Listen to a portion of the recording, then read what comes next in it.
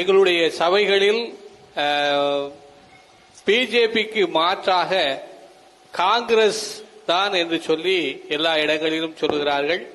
ஏனென்றால் பிஜேபி தான் மதவாத கட்சியாக இருப்பதனால் காங்கிரஸ் வந்தால் நமக்கு நன்றாக இருக்கும் என்று எல்லோரும் பேசுகிறார்கள். அதனால் தமிழகத்திலே திமுக கூட்டணி காங்கிரஸ் கூட்டணியை ஆதரிக்க வேண்டும் என்று திரும்ப திரும்ப பேசிக் கொண்டிருக்கிறார்களே, இது சரியானதா, இது உண்மையானதா என்ற ஒரு கேள்வியை முன்வைக்கிறார்கள்.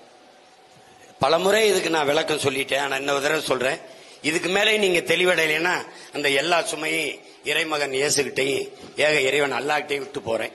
அதுக்கு மேல நீங்க போங்க. நான் உங்களுக்கு ஒன்னு சொல்றேன், Congress Bharatiya Janata between party change no policy change. அவர்கள் கட்சியின் கொடியில் வண்ணம் மாறும், கொள்கையில் எண்ணம் மாறாது. ரெண்டு பேரும் ஒண்ணுதான்.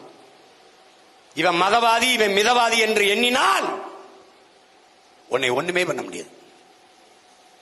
நீ வரலாற்றை நீ கவனிக்கிறியா? உங்களுக்கு பின்னாடி சுத்தி நடக்கிற அரசியலை நீங்க பாக்குறீங்களா? எந்த வழியில் காங்கிரஸ் பாரதிய ஜனதால இருந்து மாறுபடுது சொல்லுங்க. ஒன்னு சொல்லுங்க. எல்லாமே இந்த நாட்டில் இருக்கிற கொடும் சட்டங்கள் எல்லாமே காங்கிரஸ் கொண்டு வந்ததுதான். என்ஐஏ அவன் கொண்டு வந்ததான், என்ஆர்சி அவன் கொண்டு வந்ததான், ஜிஎஸ்டி அவன் கொண்டு வந்ததான், நீட் அவன் கொண்டு வந்ததான். அவன் கொண்டு வந்து பெத்து பேர் வச்சான். இவர் நல்லா சாப்பாடு கொடுத்து வளர்க்கிறார். அவ்வளவுதான். பிஜேபி நம்பலாம், காங்கிரஸ் நம்ப கூடாது. ஏன்? இவன் எதிரி தெரிஞ்சிருச்சு. இவன் துரோகி. இவன் நெஞ்ச குறிவைப்பான். ஆனா இவன் எங்க குத்துவான்னு தெரியாது. பிஜேபி நேரடியா சொல்றான், we are all Hindus. இவன் yes we are all Hindus. அவன் சவுண்ட் இந்துத்துவா, அவன் சாப்பிட்டு இந்துத்துவா. அவன் பாபர் மசூதியை இடிச்சான். ஆட்சி யாருது? காங்கிரஸ். இது எவ்வளவு வலிமையான ராணுவம், எவ்வளவு உளவு படை. அந்த கரசவை வந்தவன் பாபர் மசூதியை இடிப்பான்னு கூட நீங்க நிக்க முடியலையா? இடிக்க போறான். அந்த சீர்ல இருக்கான்னு அப்ப ராணுவத்துறை அமைச்சர் அந்த சரத்பவர் கெஞ்சிராப்ல நரசிம்மராவ்ட்ட. இப்ப சொல்லி அங்கே தடுத்து நிறுத்துறேன்னு பாத்துக்கலாம்னு இடிச்சிட்டான். இடிக்க அனுமதித்தது காங்கிரஸ், இடிச்சவன் ஆர்எஸ்எஸ் பாரதிய ஜனதா. அந்த வழிபாடுற உரிமையை முதல்ல தடுத்தது காங்கிரஸ். மோடி அடிக்கல் நாட்டினார் ராமர் கோயிலுக்கு, கங்க்ராச்சுலேஷன் முதல்ல சொன்னது காங்கிரஸ். பாபர் மசூதிக்கு தீர்ப்பு வருது, என்ன வருது எவனுக்கும் தெரியாது. எப்படி தீர்ப்பு வருதோ அப்படியே ஏற்க வேண்டும் என்று ஒரே மாதிரி பேசினா பாரதிய ஜனதா, காங்கிரஸ், திமுக எல்லா பேரும் பேசின. இந்த நிலத்திலே ஒரே ஒரு மகன் தான், ரத்தாறு ஓடும், பெரிய கலவர வெடிக்கி சாவிங்க. நான் ஒருத்தன் தான் சொன்னேன், ரத்தம் சிந்தி செத்து கூட விழுகிறான். எங்களுக்கு தீர்ப்பு வேண்டாம், நீதியை சொல்லு என்று சொன்னேன். என் பேட்டி இருக்கு, என் பேச்சு இருக்கு, அவங்க பேட்டி இருக்கு, பேச்சு இருக்கு. பாத்துக்க, எந்த இடத்துல நீ காங்கிரஸ் நீ மாறுபடுற? இத்தாலியில இருக்கும்போது சோனியா காந்தி கிறிஸ்தவர், நீ இன்னும் சோனியா காந்தி உங்க அத்தை மக பெரிய தமாக சின்ன தம்மானே நினைச்சிருக்க, அது கிறிஸ்தவ பொம்பளைன்னு நினைச்சிருக்க. உன்னை எல்லாம் எங்க எந்த சலவையில வச்சு வெளுக்கிறது? உன்னை சொல்லு. லட்சக்கணக்கா உன் இனத்தை கொண்டு குவிச்சவர், கொண்டு குவிச்ச பொம்பளை அந்த மாதிரிதான். இல்லைன்னு சொல்வியா? நீ இல்லைன்னு சொல்வியா?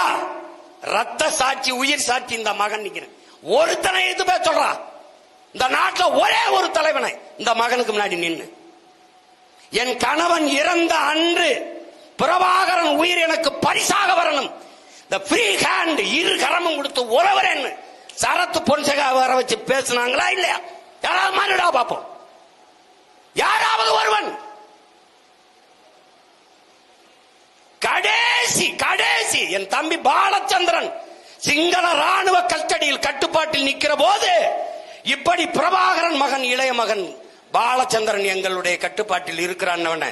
பிரபாகரன் உயிர் குடும்பத்தில் ஒருவன் கூட உயிரோடு கூடாதுன்னு சொன்ன எவன்டா? யார்? இவங்க இல்லையா? உங்க தலைவர் இல்லையா? ஏய், எல்லாரும் செத்து போயிட்டோம் நினைக்கிறேன். நீ எல்லாரும் செத்து போயிட்டோம் நினைச்சிருக்க. நீங்க எல்லாம் எதிரடா உனக்கு காங்கிரஸ் நின்று? யார கட்டுறா? கச்சத்தீவை எடுத்து கொடுத்தாங்க. யார கட்டுறா? யாரோட நிலமடா? இந்திய நிலமடா. பிரிட்டிஷ் ஆட்சியிலே அது அதோட நிலம், அதுல அதோட ஆட்சி பரப்புல வரல. அது அரசர்கள் நம்ம பாட்டன் சேதுபதி மன்னனுடைய நிலம். ஆமா.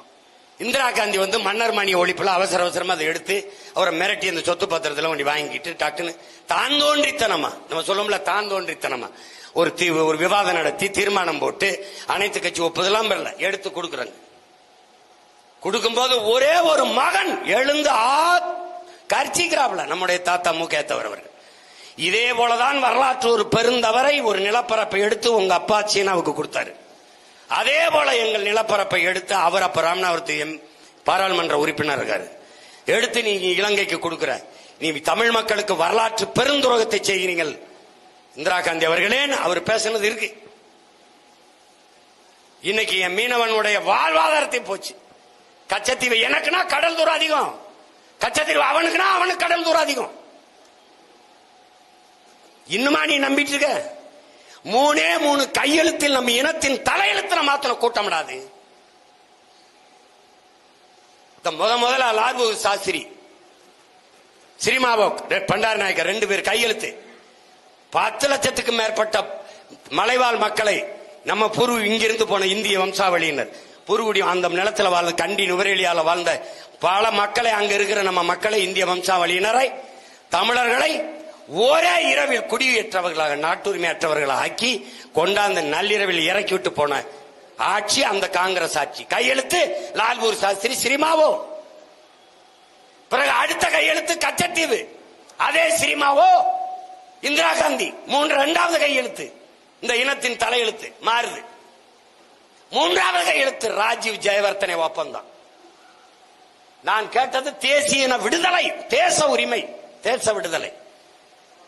தான் தோன்றித்தனமா அந்த நாட்டு அதிபரும் இந்த நாட்டு அதிபரும் உட்கார்ந்து பிரச்சனை என்னது, வலி எனக்கு, உனக்கு என்ன செய்து பிரபாகரா, எங்க அண்ணன் வர வேணாம், பிரபாகர வர வேணாம், ஆண்டன் பாலசிங்கம் ஒரு பிரதிநிதி இந்த நாட்டு அதிபரை அந்த பிரச்சனையை சொல்லி போராடிக்கிட்டு இருக்க அந்த இதுல இருந்து ஒரு பிரதிநிதி உட்கார வச்சு பேசு. அப்பதானே நீ நீதிமான், அப்பதானே நேர்மையானவன். அப்ப அதிகாரம் உட்கார்ந்து ஒப்பந்தத்தை போட்டு இதை ஏத்துக்க பிரபாகரான்னு திணிச்சது 3வது கையெழுத்து. இந்த 3 கையெழுத்தில் தமிழ் தேசிய இனத்தின் தலையெழுத்தை மாத்தியவங்கடாவீங்க. ஒரு தேசிய இனத்தின் விடுதலை கனவை பொசுக்கி வீழ்த்தியவர் அயோக்கியர்கள்.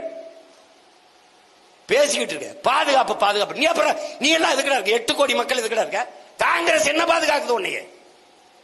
கல்வியை பொதுப்பட்டி மாநில பட்டியலிருந்து பொதுப்பட்டி தூக்கிட்டு போனவன் யார்?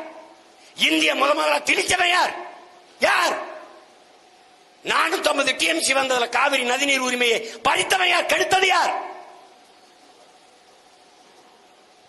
இன்னும் காங்கிரஸ் உலகத்துல எந்த இனமாவது தன் இனத்தை கொன்று குவித்தனுக்கு ஓட்டு போட்டு நாட்டை ஆளுறதுக்கு அதிகாரத்தை கொடுக்குமா? எந்த இனமாவது கொடுத்திருக்கா? எந்த இனமாவது?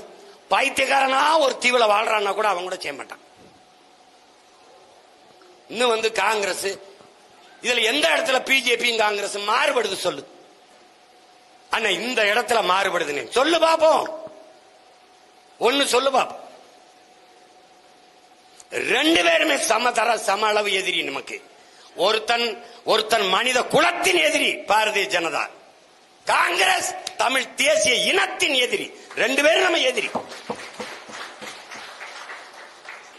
அதேதான் இங்க இருக்கு 2 திட்டு போயிலும். இவ 2 பேருக்கு என்ன மாறுதல்? டிஎம்கே ஏடிஎம்கே டிஎம்கே வீழ்த்தி பெறணும். வீழ்த்தி யாரை கொண்டு வந்தன? இவனை. தீமைக்கு எப்படி தீமை மாற்றாகும் மக்களே? நெருப்பை எப்படி நெருப்ப வைத்து அணைப்பீர்கள்? தீமைக்கு மாற்று நன்மைதான். அதைத்தான் இறைமகன் இயேசுவும் நபிகள் நாயகம் கற்பிக்கிறார். அந்த நன்மையை கொண்டுதான் உங்கள் பிள்ளைகள் ஓடி வர்ற கத்திரம். தீமைக்கு மாற்று தீமை இல்லை. திமுகவை ஒழிக்கணும், ஆனா அதிமுகவை கொண்டு இல்ல, உங்கள் அருமை பிள்ளைகளை கொண்டு ஒழிக்கணும். அதுக்கு நீங்க எங்களுக்கு வாக்கை அளிக்கணும். திரும்பி காங்கிரஸ் அது பாதுகாப்புன்னு அவன் சொல்றாரு, ராகுல் சொல்றாரு, பாதுகாப்புன்னு சொல்றாரு. 80,000 கோடி வட்டி இல்லாத கடனா சிங்களனுக்கு நம்ம இனத்தை கொண்ட எண்ணி கொடுத்தவங்க, நம்மளை கொன்று குவிக்க ராணுவத்துக்கு போர் பயிற்சி கொடுத்தவங்க. நீ எல்லாம் உன் வரி காசு, உன் காசை எடுத்து நம்ம தாய் மாறருக்கு காசு கொடுத்தவன் பேசிக்கிட்டு இருக்க. எதையாவது பேசி வெறியேத்தி விடாது. நீ போட்டா போடு, போடலைன்னா போ.